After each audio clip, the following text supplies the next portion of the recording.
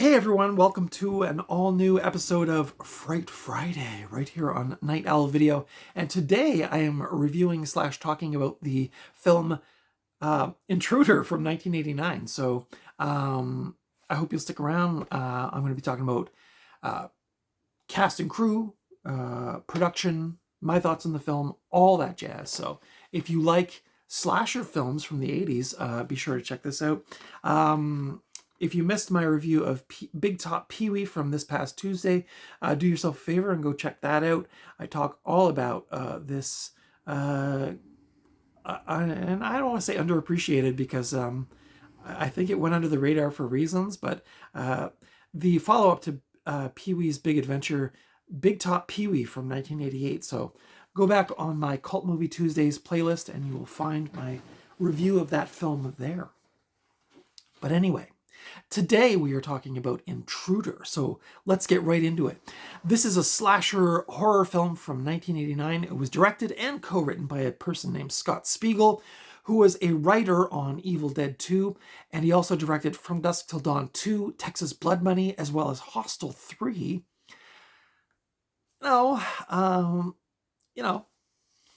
Good and bad, the good, the bad, and the ugly, maybe. But, this was also produced by Lawrence Bender, who was a producer on Reservoir Dogs, Pulp Fiction, Jackie Brown, and Kill Bill 1 and 2. So he's a Tarantino alum. The synopsis for Intruder is: the overnight stock crew of a local supermarket find themselves being stalked and slashed by a mysterious maniac. This stars Dan Hicks. Now, some of you may be wondering, I don't recognize that name. Dan Hicks was Jake in the Evil Dead 2. He's the guy that's going, Bobby Joe, Bobby Joe. I love him in that movie. He is so funny and lovable as this kind of like rednecky guy missing a bunch of teeth. And yeah, if you've never seen Evil Dead 2, what are you doing with your life? But also go check that movie out and really hone in on Dan Hicks's character Jake, because he is really funny. This also stars David Burns, Elizabeth Cox, and Renee Estevez. It does, yes, I know you're all going to say, hey, what about... Yes, I'll get to that in a minute. It also has some fairly famous cameos. So the film Intruder was partially based around Spiegel's experience actually working at a real grocery store called the Walnut Lake Market in Michigan. Apparently it is something of a remake, as Spiegel had also done a short film which was called Night Crew, and this film is the long version of that short film. Apparently the Night Crew, I don't know if I checked to see if it was on here. I don't think this has much in the way of special features, but it would be cool to see if you could find Night Crew, the short film. It was a Super 8 film, so I don't know how good the quality is or if it's even available. But Intruder, the film was filmed in an empty grocery store, which was rented by the crew, or rented to the crew of the film. The shelves were empty, apparently, when they went in to do the filming. So the company had to hire a company that specialized in damaged goods, and they had 2 tons of damaged grocery goods delivered to the film set so that they could make it look like an active grocery store. Yes, like I mentioned, the film was originally entitled The Night Crew, but the distributors of the film felt that it would be more marketable if it had a generic slasher title, hence Intruder. Bruce Campbell, yes, Bruce Campbell, that Bruce Campbell, Sam Raimi, yes, that Sam Raimi, as well as that Ted Raimi, were all heavily promoted by Paramount. I'll show you up close in a minute, but of course, Bruce Campbell and Sam Raimi's names are front and center on this cover, this 30th anniversary edition. But they actually just play like little support characters. Bruce Campbell actually only appears at the very end of the movie, so if you're getting excited about it from that angle, I'm here to disappoint you. They're very minor parts in this film, but still fun to see them in the movie. This film currently holds a 53% on Rotten Tomatoes and a 6.1 out of 10 on IMDb. I'm not sure why. Maybe it's just because this is so culty, but I'd never seen this film, for the record. And I'm not being a hipster. I had never seen this film. I'm not going to claim that, oh, I grew up with this in the 80s and I'm super cool. Nope, never seen it. But I was watching a video on Dead Pit Radio, which is another movie YouTube channel. And one of the cats on that film had mentioned this. And so I decided to go check it out for myself. And I was just pleasantly surprised. Every once in a while, you come across a little hidden gem in amongst all the garbage and nonsense and average films. And especially when you go back to a lot of these, like, I know there's people out there who love 80s schlocky, shot-on-video horror movies. I'm not one of them.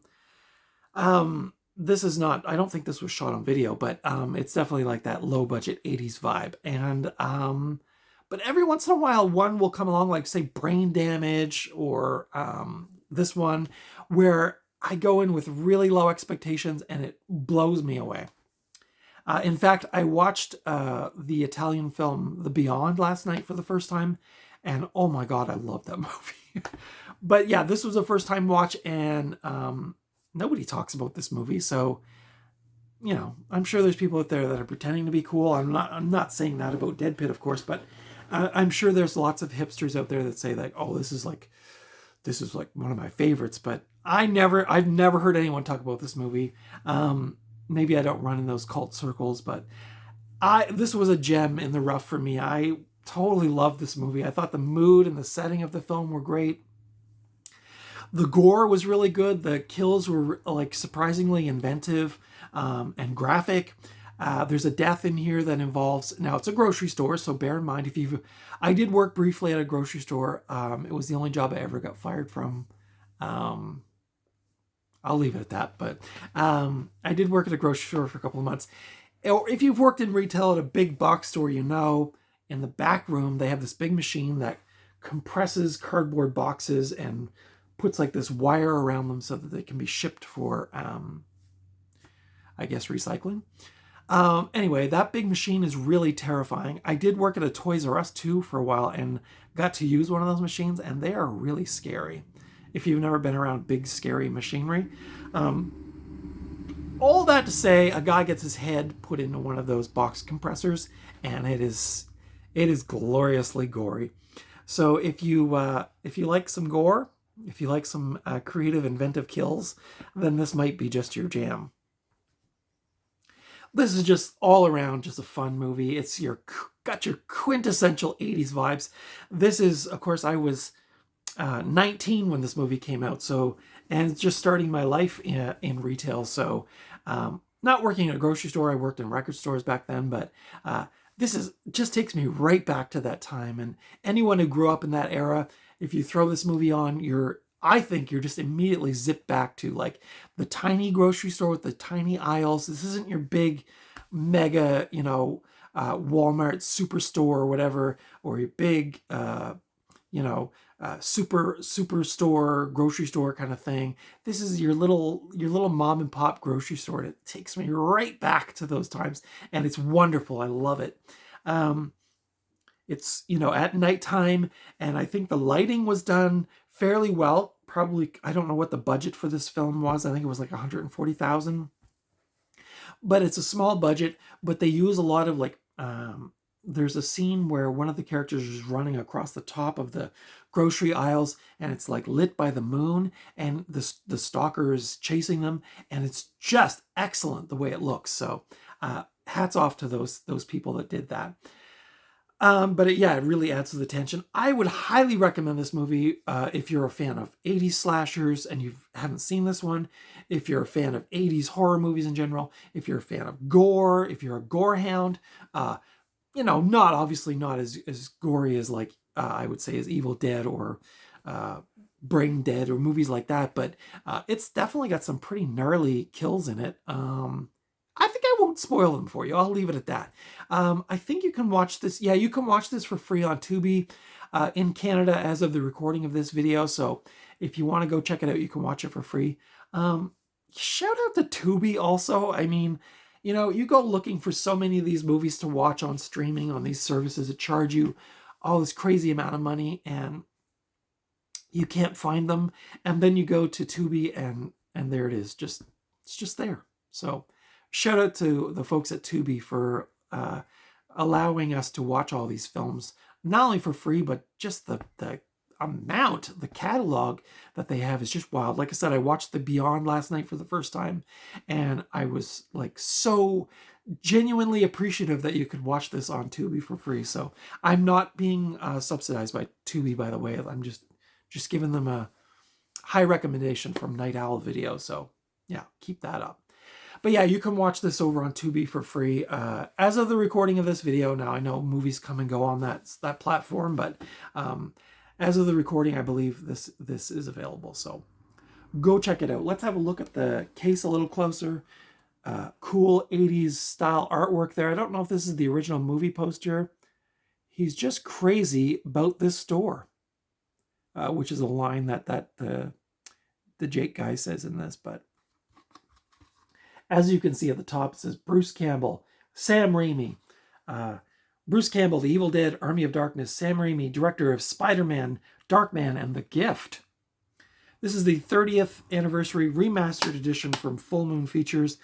You know, and I've said this in other videos, when I did find this at Sunrise Records, and it did have a good recommendation to me from a few people that I trust, like Dead Pit and those guys. But when I saw the Full Moon logo, I was like, I don't know. I'm not, as you know, I'm not a big low budgety fan, but this one, low budget, but done well. And if you want to freeze, there's some scenes from the film. Does this have the... No.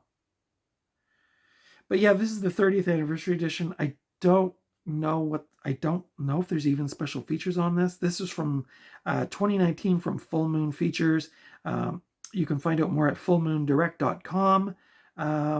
What else can I tell you about this? I cannot see any of the print that is very tiny at the bottom about the specs, but it is Region 1. I don't even actually see the rating on here, which is interesting. This is Full Moon Spine number 62, Intruder. And I settled on the DVD because the Blu-ray at the same store was like $35, and I was like, this was like, I think I only paid like $13 for this DVD. I don't know. Do I need it? Probably not. This is going to work for me. But if you need it in high def, there is a Blu-ray. I don't know if this is on 4K yet, but that's my thoughts on 1989's Intruder. If you've seen this movie, what did you think of it? And if you haven't seen it, I would highly recommend it for fans of slashers, 80s. It's just got all the vibes going on. But yeah, let me know your thoughts in the comments below. What you thought of Intruder from Scott Spiegel, writer on Evil Dead 2. Leave your comments below. Consider giving me a thumbs up if you like this review. Consider subscribing to my channel if you like this kind of content. I do movie reviews, thrifting hauls, collection stuff. I haven't done a collection update in a while. Maybe I'll do one of those in the summer.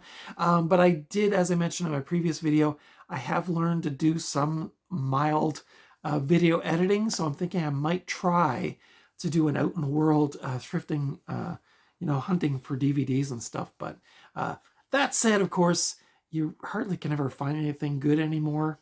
I know.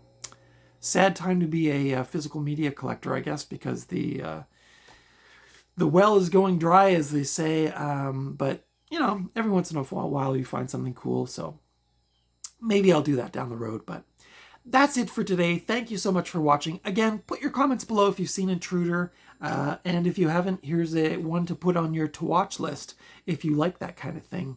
But that's it. Thank you so much for watching. Until next time, I will see you at the video store or at the thrift store or just out and about somewhere. But until next time, hopefully I will not run into you at a deserted grocery store being stalked by a killer. But you never know. You never know where you'll find yourself. But until next time, take good care of yourselves and your friends and your family. The world is a crazy place, so do take good care of yourselves. Take a breather from the craziness. Treat yourself to a movie, maybe. That's what I did. But that's it. Thanks so much for watching. I'll see you in the next video.